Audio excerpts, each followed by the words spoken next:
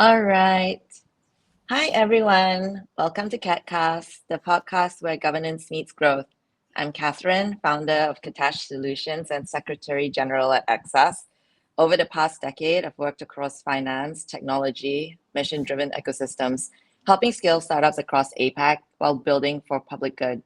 So KatKast is where we explore the real mechanics of innovation, from decentralized governance, staking policy, to inclusive finance, on-chain education, and the future of public on-chain infrastructure. So if you care about how systems scale and who they serve, you're in the right place. So let's dive in. Marc, my guest today is Marc, and he's a very exciting guest I've been meaning to bring on board for a very long time. We're going to be talking about stable coins today, which aren't just code or collateral, by the way. They're a promise that what you hold today will still be worth $1 tomorrow. But promises only matter if they're enforceable. So either through law, through audits, or through code. And turning that promise into reality requires collaboration from the private sector with regulators setting guardrails and the private sector, issuers, auditors, builders, making the systems both trustworthy and innovative. So if Asia can get a balance right, it's not just safe, it unlocks adoption and capital flows at scale. So this is exactly what we'll be diving in today, the governance of stablecoins and how assurance gaps can be closed. With my guest, Marc Krisjanous. Did I get that right, Marc? That's good enough.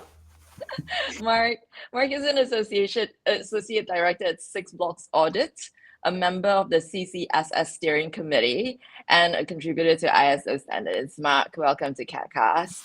Thank you. Yeah, maybe we can start with your own journey. What brought you into the Web3 assurance journey? And from there, we can maybe deep dive into what I've read about your writings on the assurance gaps. Yeah, no problem. Yeah. My history comes from, in the cybersecurity part, my history comes from PCI-DSS, which is a credit card information security standard. And it's focused on any organization that actually takes your credit cards. They should have proper security in place to protect your credit cards. And the standard's known as PCI-DSS. And I've been auditing or assessing under that standard for 9 years now. And so it's mainly in the Web 2 space, so banks, large retail, also things like online marketplaces. And it was a very, it's a very safe journey because these systems that I'm auditing, they've been in place for maybe 30, 40 years, especially if you look at some banks and large retail. And so it's mainly just an exercise when you go in and check and everything's there and it's all good. And I decided to get into the blockchain space around about 2021 because I was quite interested in the space and also the security, the cybersecurity parts of it. And so I got in around about 2022, at the height of the bull market. And I got into a couple of liquidity pools, and of course, one of them collapsed, and I lost all my investment and so forth. And I'm going, wow, this is pretty cool. And so I got a good a feel for Web3 at that stage. And then looking around, I was just amazed at the amount of rug pulls and hacks that were occurring because, like from where I come from, a bank doesn't get hacked, right? Large retail firms generally don't get hacked. And so I was just looking, and almost daily there were just all these hacks. And so I started looking around to see, well, is there any type of assurance out there for customers? And I found CCSS, which is the cryptocurrency security standard. And that is basically 100% focused on Web3 cybersecurity. And so I approached C4, which is the certification body, and I asked them, is there an auditor's program? I want to become an auditor because I basically want to try and clean up this wild west called Web3. And they basically said, no, we don't have an auditor's program. We're a non-profit. We only work on volunteers. And so I basically donated about 9 months of my time, part-time, and I established the auditing program for CCSS. And funny enough, it's based on PCI-DSS, so it's quite rigorous. And so then my journey just extended more and more down the rabbit hole of Web3 security. And then around about the last year or so, I'm also helping regulators, mainly in the Commonwealth, understand how to actually assess decentralized platforms and understand Web3 tech. And it's a very hard journey for a lot of these regulators, especially the smaller countries that don't have any in-house expertise. So my involvement there is educating them, understanding how to approach assessment or audit. And then if they don't want to deal with that, then normally a panel of experts is established, and all these auditors go in, external auditors, and when a licensee comes to a jurisdiction, the regulator will say, we'll choose from this pool of auditors, and we want them to audit you, and then the auditor sends the audit report to the regulator, so they get a very good level of assurance in terms of the licensee's security posture. So maybe to the non-auditors out there, Marc, in our audience, can you share a little bit about the definition of assurances in the audit role and why it's important? Assurance is basically, for example, when you audit against a standard like CCSS or ISO 27001, people want some type of assurance that this organization is taking security seriously. And so for the stakeholders, they can be people like us, customers of these platforms. They can be regulators, they can be underwriters for insurance and so forth. So they need comfort to know that this platform is taking security seriously. And we call that an assurance. And there's different types of assurance depending on who the stakeholder is. Yes. And I think with the assurance journey that you've mapped out based on your own personal experience, getting into the space, having your money rug pulled, and then really like pioneering standards, right? With C4, like with 9 months in of your time, how has that shaped up for you? Let's on the regulatory side, right? So I'm curious to unpack that a little bit more. So let's start with maybe one part of the assurance journey, reserves, right? In the context of stablecoin governance, users want to know, is the money really there or is it not? So the U.S. Genius Act in the US as a comparative model insists on 100% liquid reserves. Singapore's MAS goes further with one-to-one backing, segregation of assets even, and monthly attestations. So whereas the Commonwealth draft, to zoom up a little bit more in our region, takes a lighter, more principle-based approach, and I know you've been contributing to that model as well. Marc, do you think laws should mandate not just solvency, but also proof of reserves, CCSS key level audits, like what MAS is kind of inching towards? Yeah, so the basically I'm helping with the Singapore Standards Council on creating what they consider to be a TRM plus. So right now, there's experts around the world that are helping the Singapore standards create this TRM plus, which is basically addressing the unique properties of blockchain-based systems, e.g. virtual assets, digital assets, and so forth. So there's the Commonwealth, right? So you talked about the Commonwealth. So there's 56 countries in the Commonwealth, Singapore, New Zealand, And so underneath the Commonwealth, there's actually an administrative layer. That's like the UN, and they have policymakers. And so these policymakers create what they term model law. It's like templates to help countries, especially the poorer countries, create law without pulling in very expensive experts from around the world or having resources in their own country. So they use these templates, and the model law can address all types of different things. And so there's a model law for stable coins.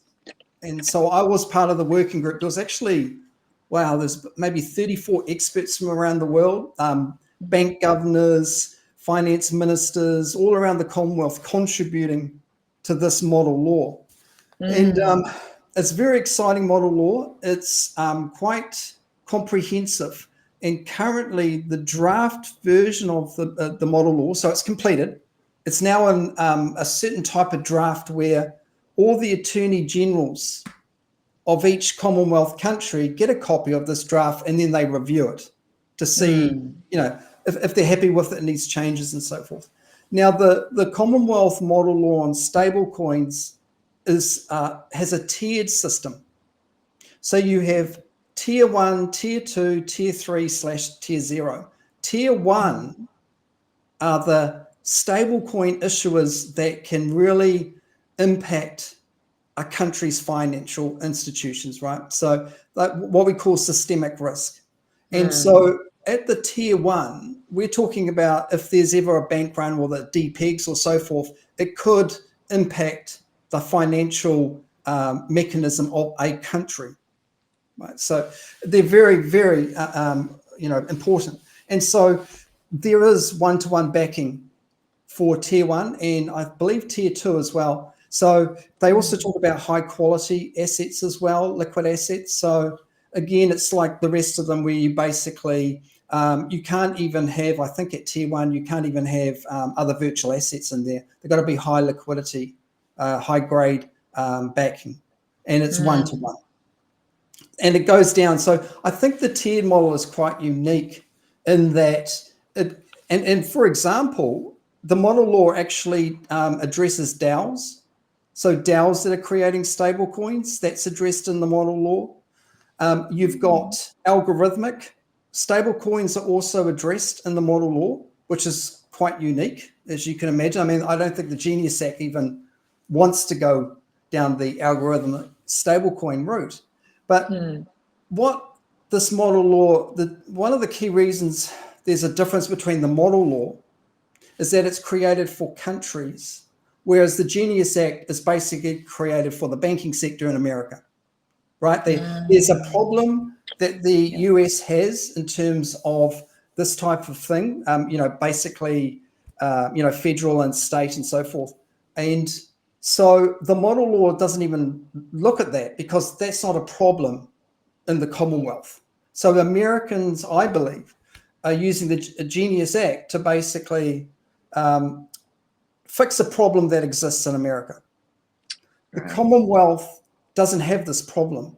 And the Commonwealth model law is addressing, trying to basically accommodate all the different countries in the Commonwealth, from first world to second, third world, whatever. And so there's also a really good approach to the model law called basically equivalence, where if one country, say Singapore, adopts the model law, then other Commonwealth countries can actually be recognized by Singapore regulators. And so if you've got an issuer in different jurisdictions in the Commonwealth, they don't have to do the same type of due diligence in each country in the Commonwealth. They can be recognized that at least one jurisdiction has already adopted them and gave them the tick of approval. So there's this whole thing about inclusion and actually having countries working together for the better good. And another key principle of the model law is also talking about inclusion. So we've got, the unbanked. How do you actually allow the unbanked to benefit from stable coins? And so the model law also approaches the unbanked situation as well. A couple of the experts, including Loretta Joseph, who is the key principal guide for the stablecoin. She's exceptionally talented, and she was the one that actually drove the stablecoin model law to success. She's always hugely focused on the unbanked and how we can actually bring them in and benefit from these types of new technologies. No, that's great. I love the perspective you gave around how it's country specific. So with the U.S. Genius Act, it's targeted towards specificities within their banking sector, right? Whereas within the Commonwealth countries, all 56 of them, if they choose to opt in, I believe. So it's more based on, okay, these are the levels of different socioeconomic incomes within each country, and there is a mandate for inclusivity. So just to unpack that a little bit more, does that mean, like, say, if a Commonwealth country adopts this standard, are there any exemptions, like, or is it just that, okay, we as the Commonwealth, we recognize each other's sovereignty and the way you would apply these standards in a harmonized way? Yeah, that's the whole thing of this equivalence, and basically regulators being able to identify different jurisdictions within the Commonwealth and what they call passporting. So it basically reduces the friction of issuers who are across jurisdictions trying to prove to each regulator in each jurisdiction that they're worthy enough to get a license. The tiering model too is also very good because, like the Genius Act, is kind of like focused for banks, right? Right now is banks. So only banks or the other higher financial institutions can participate or can issue stablecoins. And the model law, the tiering structure allows for innovation and new technology to come in. For example, the support of algorithmic stablecoins. The model law is not just saying, no, you can't use it. What they're doing is they're saying, yes, you can introduce an algorithmic stablecoin, but there's obviously lots of sandbox and ring fencing to go around, but it's not a blanket no. And so that allows regulators to actually monitor the innovation that's occurring and then adapt accordingly. So who knows, algorithmic stablecoins might become a lot more safer in the future, and therefore the regulators are not stifling innovation by just having a blanket no. And the other thing too is the model law isn't just for banks. It's for fintech. It's for anyone to come in. So there's a whole lot of thing about bringing in innovation and allowing these smaller entities to actually innovate and bring, this type of technology into the smaller levels. So, for example, like stablecoin issuers that are startups, for example, if they want to enter the Commonwealth, new digital Commonwealth, as I should maybe put it, if this law comes into effect, how would the law support them in the tiering system? Like, say if they just want to issue a token for communities that are unbanked, for example, in Indonesia. What does the draft currently provide for? The model law accommodates for that. The tiering system, there's different, for tier one being the big players, there's obviously a lot of requirements. For example, there's 24/7 continuous, what they call real-time monitoring of reserves. And those reserves, the outputs have to be publicly accessible. Right? So literally it's POR in real time. But in the lower tiers, the entry level, the startups, the ones that are focused on a particular, as you said, some type of particular service or so forth, or demographic, they don't have those stringent requirements. They have requirements, of course. There's got to be some type of prudential requirements in there, but it's not as strict as tier one. So there's like CCSS. CCSS has different levels as well. For cybersecurity, key management, it has level one, which is for startups who don't, necessarily have the big bucks to spend on this advanced stuff. So they come in at level one, and then there's level two, which is mid-tier. So that's basically just improving and fortifying your protections. And then there's level three, which is, basically you've got global exchanges where, the risk of, systemic contagion or basically losing a lot of customers' funds, e.g. FTX. That's at level three. They're required basically, you should be expected that there'll be at level 3, which is the most rigorous and has all the requirements applied on them. Yeah, yeah, that's a good point. And you did mention there's this requirement for bigger financial institutions to have continuous 24/7 monitoring on chain. And here's the tension, right? Like on chain money moves in seconds, but some audits are monthly attestations, like what MAS mandates. So by the time they're published, they're kind of stale. So I'm just curious, do you think we should mandate this real-time assurances, like making proof of reserves reporting very dynamic to keep up with on-chain movements? Like I know it's a little bit difficult for startups, but I'm just curious to know your thoughts on this tension. I think it is required, and I think the technology is there.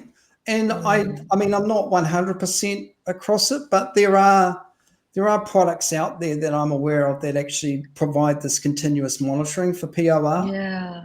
So the technology's there. In terms of cost, I'm not sure, but I think it. The tiering, obviously tier 1, you're talking billions and billions of dollars of funds, right? So the cost to them of continuously monitoring is realistic, whereas in the lower tiers, it's not required. So we're basically, the model law is there to actually not only allow innovation by not stifling certain approaches to stablecoins, but it's also acknowledging the fact that, there's small startups and fintechs and so forth that are not banks, that are not financial institutions, that may have great ideas and may focus on certain demographics. And, this model law supports them and allows regulators to license them. Yeah, and that's fantastic. I think that definitely encourages innovation in the space, and and gives them some breathing room to mature and grow their runway before they become more institutionalized. And in assurance, Marc, I've read some of your writings where you did say reputation often beats expertise. So the nobody gets fired for hiring IBM mindset. Like, I'm just curious, like, do you think regulators and policymakers will end up defaulting to the big four instead of niche experts who actually are domain experts in Web3? The assurance camp, it's very real. So basically, I'll tell you, there's one story. I basically had a consultant approach me. There was a very large exchange, and one of the regulators that they had a license for in a certain jurisdiction, the regulator wanted some additional assurance about key management activities. And the regulator was basically suggesting CCSS, because CCSS is a key management standard for cryptocurrency. That's it. It's extremely rigorous. Lots and lots of really well thought out controls and so forth. And so the consultant contacted me because I'm on the steering committee for CCSS. I'm one of the people that write the standard. I also wrote an implementation book on how to implement CCSS. So, and I was, I was the first one in the world. I audited, SixBlocks is one of my clients and so forth, right? So I've got a certain skill set, you could say. And the other option is that the consultant was telling me, well, they're looking at you because you're kind of like the expert, one of the experts, but we also need to look at one of the top fours. And I thought, that's cool. And then a couple of days later, the consultant came back and says, they chose the top four. They knew that the top four didn't have a clue about what they were actually looking at, but the fact is that the brand, they thought that the regulators would be impressed by the brand and it'd give them additional, it would give them additional comfort. Whereas you got one of the people that actually wrote the standard, who wrote the book, who actually actively audits under the standard, they completely ignored that person and went for what we call brand prestige. So, you can be bitter and twisted about it, but at the end of the day, you can actually see where companies come from in terms of using the top four. And it's very big in Web 2 space, but in the Web 3 space, it gets a little bit more difficult to prove because the top four and the other traditional auditing firms and financial firms, they have a methodology that is old school that doesn't fit well in Web3. For example, trying to apply SOC 2 in a decentralized environment is a bit tough. So what you have is that the regulators I deal with, I talk about domain experts. I talk about the fact is that what you should be getting assurance from is domain experts. These are the people that generally do not work for the top four or do not work in traditional audit firms or financial audit firms. These type of experts work in academia, so they might be completely focused on blockchain tech. These are the experts that contribute to standards such as the ISO's new standards for blockchain and DLT. It's named TC307.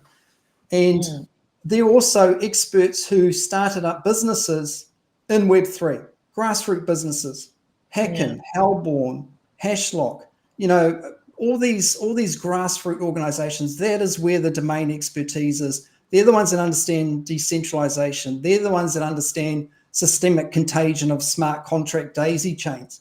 I mean, you go back to a top four and say, talk to me about systemic contagion for smart contracts in a daisy chain scenario, and one of them is connected to an oracle. Tell me what the risks are. The top four, the situations I've been involved with and the SOC 2 reports I've seen, I don't have much. I don't have much faith currently. Yeah. And so that's where I see the domain experts, and that's who I collaborate with all the time. For example, with ISO, the ISO new standards for blockchain and DLT, you've got experts from around the world contributing to over 20 standards that ISO is creating for blockchain and DLT. And the ones that I'm dealing with, not one come from top four. They all come from academia or grassroots organizations. Now, there obviously will be top four people involved as experts in some of these standards, but I haven't seen them yet in the standards that I work for. So it's quite a contentious subject, but at the end of the day, if you look where they come from, SOC 2, Type 2, and you look at their audit methodologies and how they approach things, and things such as, you engage one of these top four and you pay a lot of money and they bring in a graduate. And I've heard stories of basically graduates coming in and the client having to train the graduate on how to understand blockchain tech. So, it's not all the time, but these are the experiences that I've heard about. And so that's what I talk about, the assurance gap, is that Web3 is very complex, and you chuck in decentralization, you chuck in DAOs, you chuck in oracles, you chuck in, immutable smart contracts, and the traditional audit methodologies don't really cut it in this space.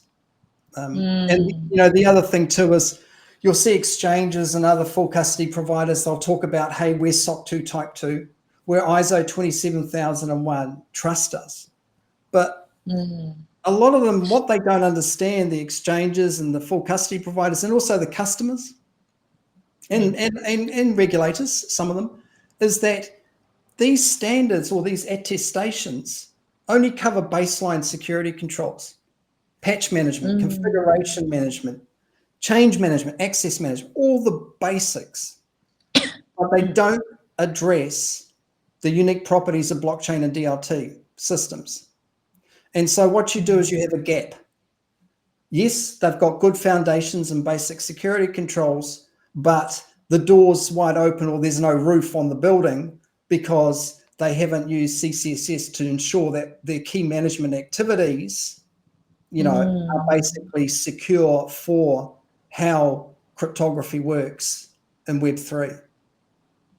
Yeah, just to lay out the landscape of these standards. I do get these Send a bit mixed up every once in a while. Like, so just to clarify, SOC 1 is just for internal controls reporting, am I right? And SOC 2 is more for, sorry. Financial.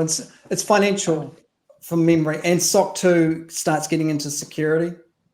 So Okay. yeah, Customer data. I mean, for what its objective is, SOC 2 is very good. But what I'm saying is that you're basically having an attestation retrofitted into Web3, which works in a completely different way from Web2 systems. For example, Web2, you've got executive governance, you've got a board of directors, you've got everyone who knows everyone, you've got a centralized systems, you've got centralized everything. But if you go into the Web3 space where you may have a community DAO, a community-based DAO where governance is done via the community via tokens, you have decentralized smart contracts, all daisy chained together. Then you have decentralized oracles. Then you have cross bridges. Then you have all types of other stuff like this. And of course, the innovation's going at breakneck speed. It's just that these type of controls, patch management, change management, all that type of stuff is great, but it's not addressing a thing like how do you deal with decentralized oracles or smart contracts. The risk profile is not there. Yeah, that's interesting because I'm not sure whether this context applies to CoinGecko. They recently announced they had SOC 2 certification, and then they did a little bit of management transitioning. So Bobby, their co-founder, became CEO, and then TM, their other co-founder, became president. So it's like a crypto API data API business that intends to track like the next billion tokens or whatsoever. But so I found it interesting. Like, oh, okay, they're really chuffed about their SOC 2 application, which is great. But I do wonder like how much of it is fit for purpose. Yeah. It's, I mean, SOC 2 is mainly, I think, it's mainly for in the American space where investors and everyone expects SOC 2 because somehow that's the big thing over there. Where for me personally, I feel that the rest of the world tends to lean more on ISO 27001, which is a prescriptive security standard, right? It for example, with SOC 2.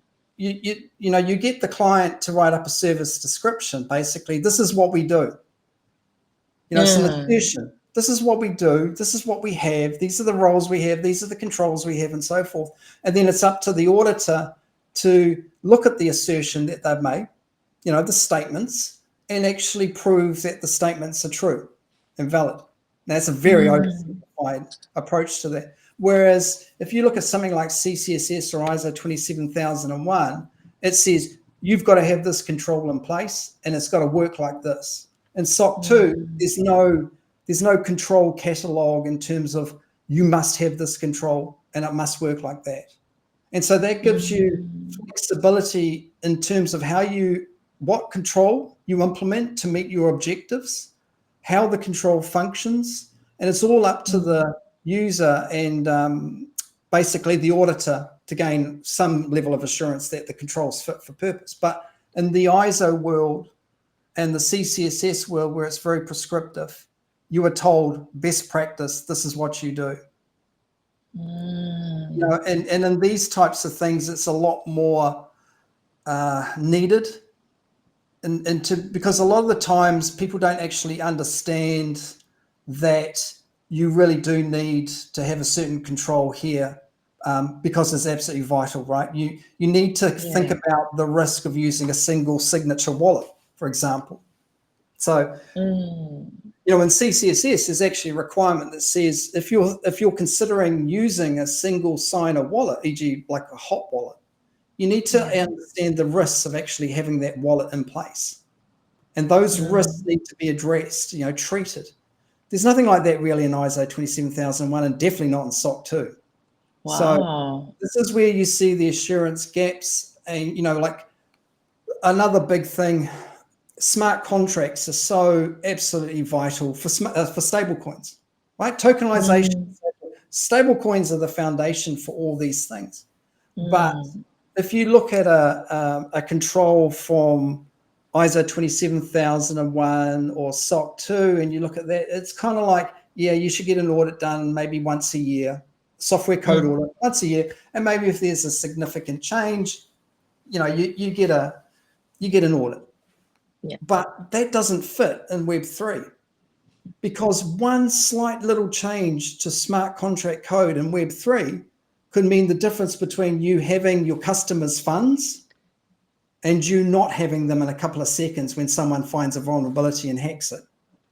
Yeah. So you can see the risk of smart contract audit reports are absolutely critical. The risk goes through the roof. And for example, with CCSS, it addresses that. It says basically every change that you do on your smart contract, any change, it switch a variable from on to off. You need to go to a skilled smart contract auditor and just say, do I need to have an audit for this? I've just made this little change. Do I need to have an audit? And if they come back and say, no, it's just a slight change, that's fine. But if they go, yes, you do, because what you've done is you completely reverse the logic of your smart contract. You know, so that's where these types of Web3 focused frameworks and standards really understand and consider the risks that are involved here, because the risks are a lot more different in some cases than the Web3 world, where SOC 2 and ISO 27001 come out of. Yeah, no, I hear you. It sounds like, yeah, Web2 frameworks like ISO 27002 and SOC 1 and SOC 2 are more suitable for Web2 frameworks, so to say, because it doesn't really tackle like the increasing risk factors in Web3, like what you mentioned, the smart contract vulnerabilities, the key compromises, oracle manipulation, and when I did try to read like the current drafts, right, like the Commonwealth draft just mentioned AML in passing, like to put in some guardrails, and the US Genius Act focuses more on issuer solvency, but like, do you see this? But it's kind of silent on these Web3 risks, right? Do we need to codify this kind of crypto native standards like CCSS into the law? Like, how do you see this playing out? Yeah. Oh, well, the interesting thing is that my participation in the Commonwealth model law for stablecoins, and we just started the tokenization model law now. We've just started that. The cybersecurity part, I was on the team that wrote it. And so a lot of the CCSS requirements have actually been put into this model law. Comparing to other regulations around the world for stablecoins and also virtual assets, this model law has a very, very comprehensive cybersecurity part. We tackle oracles, we tackle smart contract auditing, we tackle key management at the blockchain DLT level. So this is where you can actually see, because unfortunately the model law is not in public draft right now, so it's very hard to get information out, because it's at that stage where only the attorney generals and the government of countries can look at it. But you know, the stuff that I'm talking today is you know, giving you a bit of a good overview of it. But the cybersecurity part is very robust, because it has to be. We're talking, you know, tier one in model law speak, a tier one stablecoin issuer who doesn't look after their smart contracts properly can really, really impact the financial, possibly impact the financial mechanisms, or, you know, the whole thing of a country, the whole financial institution of a country. Because, you know, you got things like if the issuer for their reserves takes on the country's government debt and so forth. I'm not a financial person, right? I'm a security person. So just caveats here in terms of what I'm talking about in terms of finance. But the understanding is that if the issuer grabs for their reserves the country's government debt and so forth, and then for some reason they depeg. For example, it's found out that some of the smart contract the contracts that are used by the stablecoin issuer have vulnerabilities in them, right? And they're about to be hacked. It depegs. Now, the issuer, from my understanding, will need to sell those reserves, or at least some buffers of reserves, in order to try and get the peg stabilized again. Now, the selling of those reserves might ultimately result in a fire sale of those funds or those assets, which means they're selling an asset that is less than they paid for. And that systemic risk flows on into the rest of the financial markets, right? So this is where, the tiering is a lot more pronounced in the model law about this, is how do we actually protect the financial body, or the whole thing of the financial mechanism of a country, when you have a tier one issuer come in versus basically a fintech with a really great idea for a certain demographic for a stablecoin, right? They're not going to pose a systemic risk to the countries. Got it. It's risk based proportionality in a way to Exactly regulate. right. And enable innovation at the same time, and hopefully stabilize the financial ecosystem. And I'm curious, Chris, Marc, when we're talking about the human layer, right, the human risk factor, because yes, we're talking about code, about systems, but at the end of the day, it's human decisions that operate them and monitor them. Do you think we should codify, I don't know, human operational resilience into law, like from where you sit as an auditor? Do you see that as a blind spot when it comes to segregation of duties, incident response drills, vetting measures? What's your thoughts on that? Oh, I mean, absolutely. I mean, those are all basic cyber security controls, and the model law has that as well. Addresses incident response, access management, separation of duties, least privilege principle, and so forth. So it is, again, there's requirements in there that address the human weakness. For example, there's got to be security awareness training for all the people in the issuer's organization or community that can impact the security of the stablecoin. They've got to have security awareness training more than once a year, and it's got to be tailor-made to the role that they're suited for. So it's the whole security awareness training done once a year is not fit for purpose in Web3, nowhere near it. And so there's things such as you should do it at least quarterly, and then that the security awareness training should be basically tailor-made to their specific role. And then every quarter, the training material should be reviewed to reflect any new attack vectors that have come in. So, and this is where you come into continuous monitoring and improvement. So, it's been around for years, continuous monitoring and improvement. It's even a section, it's a clause in ISO 27001 about continuously monitoring your systems and improving them. And it's very, very important in the Web3 space. And I place a lot of importance, especially when I'm talking to the regulators, about gaining assurance that the licensee or the applicant, the VASP, is actually continuously monitoring their platform. And they need to seek assurance. They need to get comfort that the platform actually understands what that means. And that means making sure that they continuously look at their systems, look at their risk profiles, look at the threat vectors, and adjust accordingly. That's why you have things like blockchain state monitoring. So, for CCSS, like ciphers, they're actually quite a good example of what they can do. And they inspired us to put in one of the requirements where, ciphers have this X feed where they give you warnings on suspicious activity with wallet transactions and so forth, right? So they were actually, they detected the Bybit or was the Warex hack even before Warex, the Indian exchange, even before they knew what was going on. It was Cypher's continuous monitoring of the blockchain, the wallets, that actually alerted the world to the fact that they were actually being hacked in real time.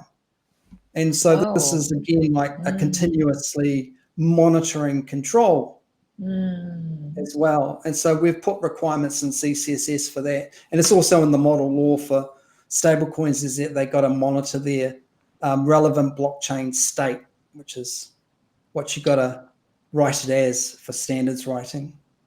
Yes, there's this. Yeah, I was thinking when you did mention the technology is there for continuous monitoring. I was thinking the first thing that popped to my mind was block explorers. It's coming from a grassroots user perspective. Like, yeah, if I want to make sure my transactions confirm and sent, I'll just to the right wallet address.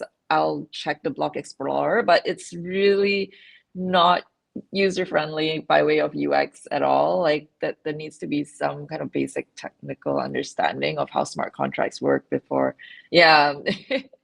And there's other controls that SOC 2 and ISO don't cover. For example, blind signing, right, which was part of the Bybit hack. The thing is Bybit wasn't hacked.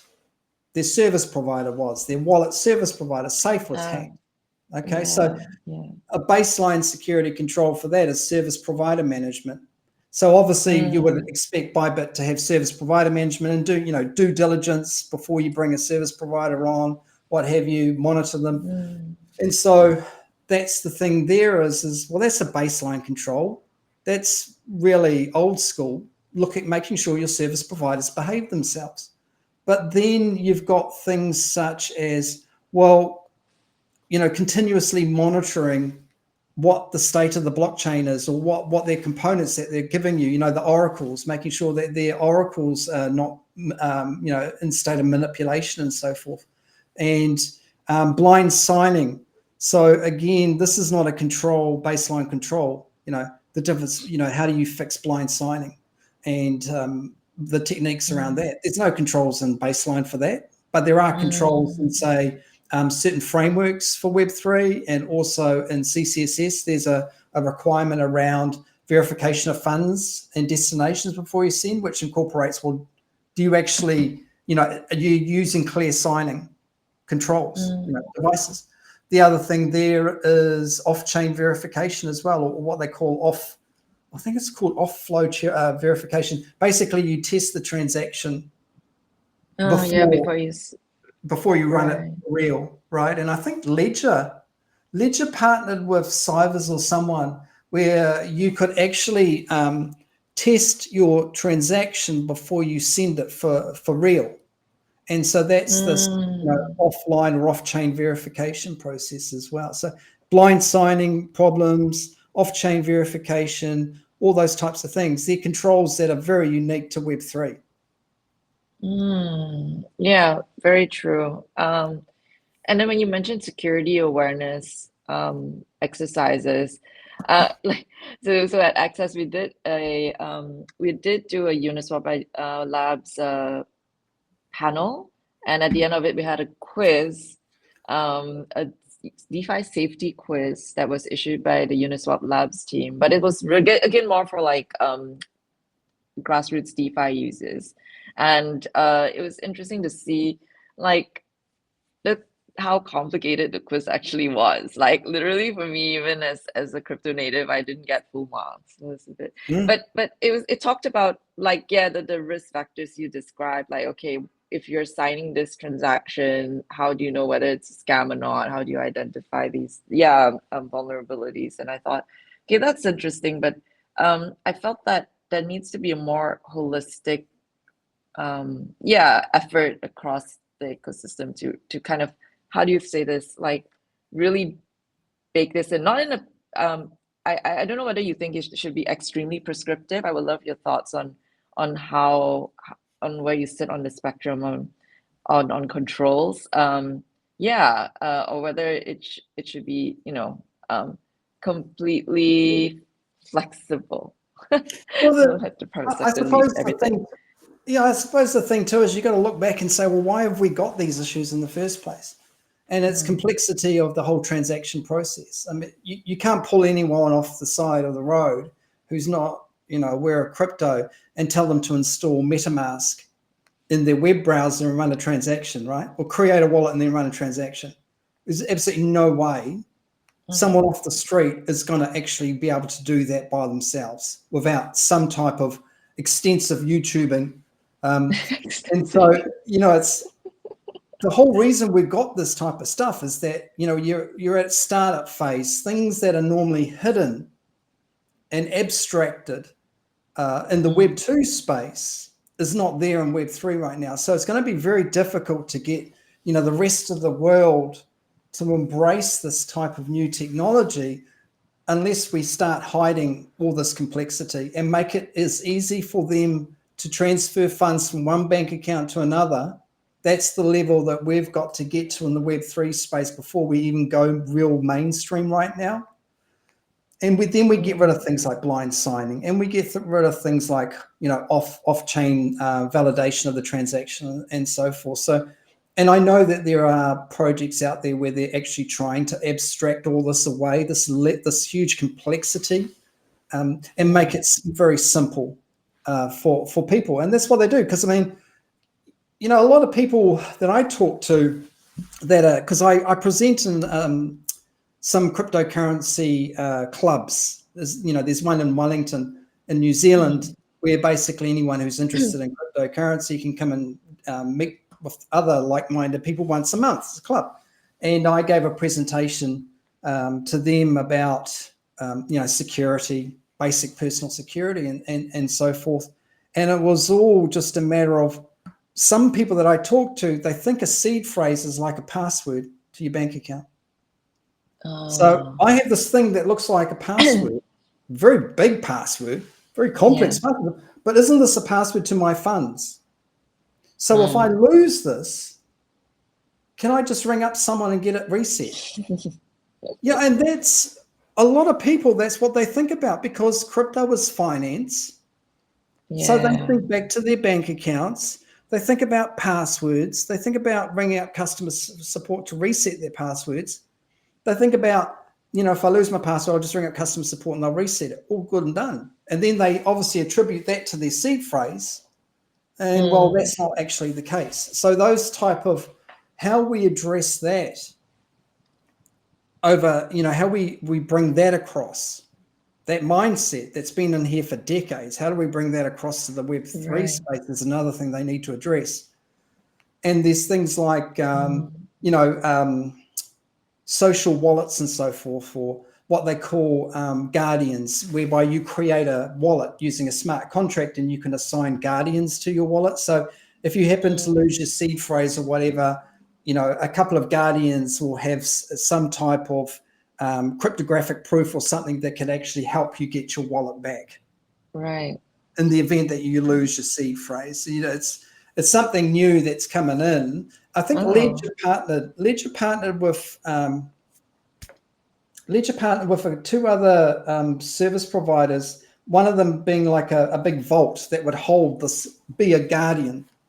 Of course, there was a huge uproar because obviously, well, in order for that to work, the keys are actually, they can be taken out of the HSM, the Ledger device, right? Private keys should never, ever be taken out of an HSM. That should be impossible. But for somehow there is some type of thing, backdoor or something that was introduced into the firmware in Ledger that allowed this whole social wallet or guardian protection wallet service to come out. But, the Web3 purists believe that's blasphemy. And, from a security perspective, it is. It breaks the whole HSM model. But that's what Web 2 people, the rest of the world, would expect to have. It's horrifying that this bunch of numbers called a seed phrase, if I lose that, it's game over right now. It's a very weird concept for people who are not used to crypto to come in. And then you got all the complexity of signing transactions and so forth. And so that really needs to be cleaned up before even a lot of the security issues that we have currently are basically sorted out. Yeah, no, I mean, I'm hearing like there's a sense of like, okay, the spirit of custodianship is trying to be instilled over here, like to kind of um enable others to take on that risk for you of safeguarding your keys. But somehow, yeah, again, it sometimes it's a yeah, it's a security risk, and then there's also like, okay, philosophically, like yes, it's like not your keys, not your crypto. Yeah, that kind of Yeah. philosophy. Yeah, so I hear you on this one. And custodianship is a whole other story. That's for another day. So we'll close out on, I know it's time, so I just wanted to ask one final question. Like, for our listeners who want to follow your work at SixBlocks Audit or through your CCSS and ISA contributions, like where's the best place to find you? Oh, LinkedIn. Unfortunately, I'm sorry. I'm sorry for a lot of people that don't like LinkedIn. I apologize, but that's the best place for me personally. I find LinkedIn incredibly useful for connecting with people around the world, especially Yeah. in connecting with academics and other grassroots people that really think about cybersecurity and so forth. It's actually quite good. Of course, I'm on Mm. X and some other bits and pieces, but LinkedIn 100%. But then obviously once you connect there, then I normally go on WhatsApp or some of the other things. But if you want to find me, just type my name in LinkedIn. I'm probably the only one with that surname in the world, so you'll find me. Okay, fab. Actually, I have a bonus question if you're up for it. Sure. Okay, if you could pick just one non-negotiable assurance control for regulators to embed today, what would it be?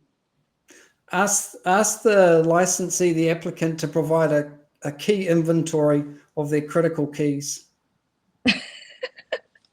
That's a good one. You'd be surprised at how Yeah. many multi-billion-dollar organizations won't have a key inventory. They won't actually understand fully. So a key inventory would be a spreadsheet with all your critical keys, your master keys, whatever, your keys to your cold wallets. And it should say where the key is located, how is it protected when it's not in use, how is it protected when it is being used, how many Mm, backups of the key are there, where are the backups located? Because obviously if you get a backup of a signing key, that's the mm, signing key. That's it. It's game yeah. over.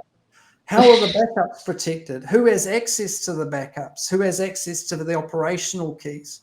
Mm, When was the last time that all the people that had access to the backups and the operational keys, when was the last time they were all reviewed to see whether they still needed access? That one question alone will break quite a few